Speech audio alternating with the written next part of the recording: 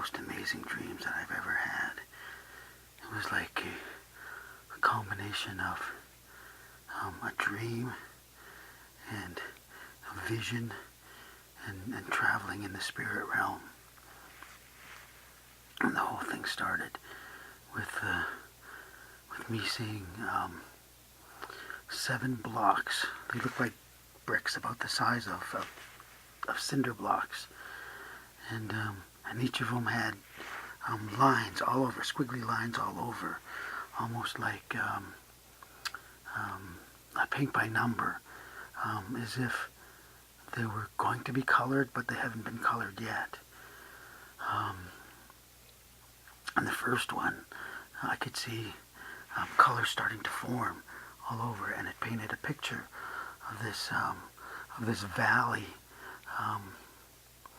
and it was green, and there was blue, and there was a white cloud kind of shapes on it, and then all of a sudden all these other blocks started to form on top of it, and it made this great big huge wall in front of me. And I don't know whether the wall was lowering down or whether I was rising up above it, but all of a sudden the wall just lowered down, or I lifted up over top of it, and I could see that very same valley, but I could see it, I could see it in real life, and it was just a huge, enormous valley. There was mountains about 10 miles on one side, and mountains about 10 miles on the other, and they weren't very high mountains. The kind of mountains that you could climb in a day on a hike. Not rocky mountains, but sort of mountains with trees and grass on them, just like the valley. The valley had grass, and it had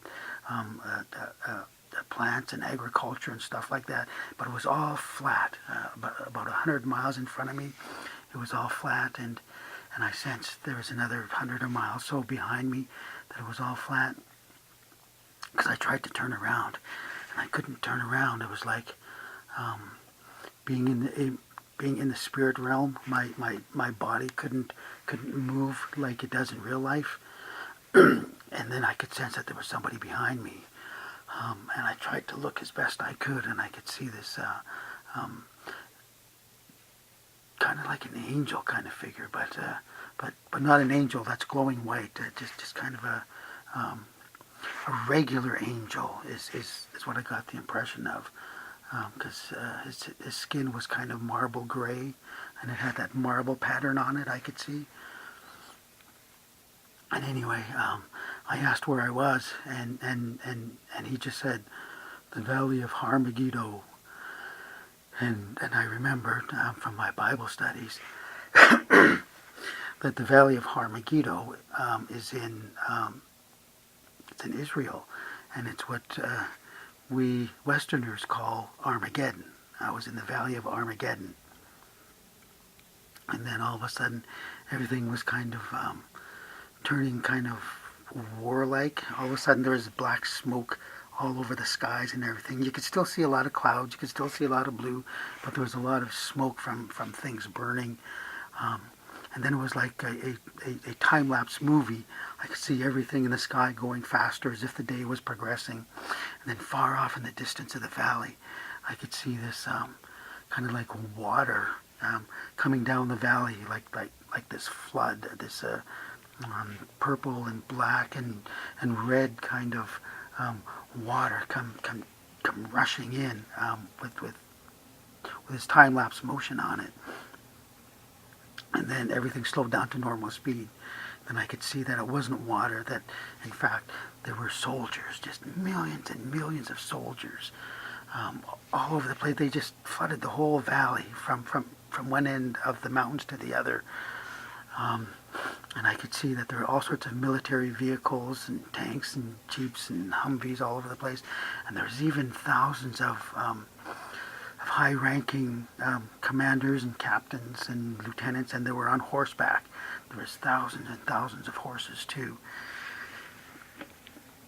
And I could also see all these planes, the kind of planes that can hover, that can stay in one spot. There was hundreds of those things, and hundreds of helicopters as well, and then flying off in the distance around the mountainscape, encircling the whole valley, where all these jets with all their weapons on it, they were going as slow as they could, almost as though everybody was waiting for something to happen. And I knew, and I could sense, because we were in the Valley of Armageddon, that they were waiting for the Lord. And then my whole being kind of instantly transported to being from the point of view of one of the soldiers there.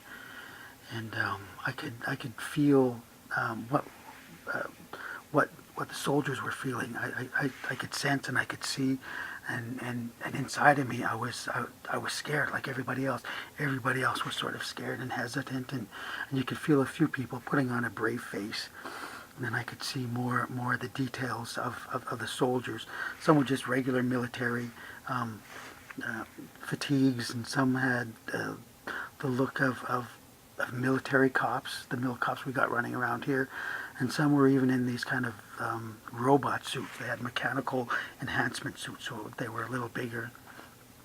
But everybody had guns, and everybody was ready. And then everything sort of time-lapsed, and the day went away. We kind of time-lapsed into a nighttime sort of view, so you could see the stars in the sky amongst the black and smoke and stuff like that. You could still see the stars and the black of the universe. And then all of a sudden, in front of us, in front of everybody, one of the stars, it became brighter. And then that same star, it became larger than the rest. And then it kind of made this line that went straight out. And I could sense that this line encircled the entire universe, almost as if it were dividing the blackness of the universe, basically. It divided the one half of the universe and the other half of the universe. And then out of that same bright star, another line formed, and it formed all the way around. We could see that this line encircled the entire universe. These two lines, one was going that way and one was going this way, divided the entire universe into 4 sections. And I could sense inside that heaven was about to make an appearance. And then all of a sudden, I heard this music, and that was when the dream ended. So I'm going to assume that the dream's going to continue tomorrow, and I kind of look forward to it. But at the same time, I'm kind of scared and hesitant too, because seeing it from the point of view of one of the soldiers, it is scary. But anyway, that's day 1, and I'm assuming those 7 blocks or 8 blocks, however many it was. I think it was about 7. But anyway, I'm assuming each one of those are going to be a continuation of the dream. But we'll see what happens. Anyway, whoever you are that finds this, if you make it all the way to Armageddon, to the end of the 7-year of tribulation, just call upon the name of the Lord Jesus, and you'll be saved. You'll go to heaven.